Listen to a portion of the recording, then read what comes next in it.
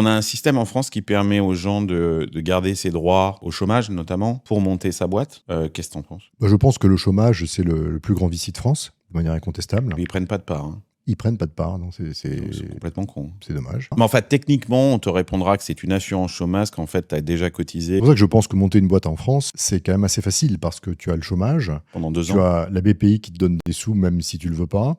Donc tu as vraiment beaucoup de situations où tu peux te donner 2 ans pour faire quelque chose. Ouais. Aux États-Unis, que tu connais aussi bien que moi, c'est pas possible. Et c'est beaucoup rien. plus violent. Zéro. Et donc en fait, tu te retrouves. T'as ta carte de crédit. Donc tu te retrouves dans un contexte confortable. Finalement, tu as de l'argent, tu es payé par l'État, tu as une subvention, et tu montes une start-up. Moi, je préfère le cafard qui se dit « Putain, dans 3 mois, je suis mort. Parce que c'est dans la contrainte que tu prends les bonnes décisions. S'il n'y a pas de contrainte, qu'est-ce qui se passe pour tous ces chômeurs? Au bout de 2 ans, ils disent « Ah, mon Dieu, ça, je vais plus avoir de chômage, il faut que je fasse quelque chose. » Mais il fallait le faire avant. Tu vois, et le fait qu'il y ait une contrainte, ça t'impose de prendre des décisions radicales, très tôt, qui peuvent changer la nature de ta boîte.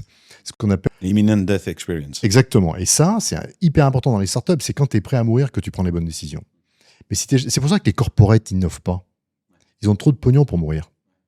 Et s'ils étaient Too big to fail. Too big to fail. Si dans une situation de near death experience, ils innoveraient.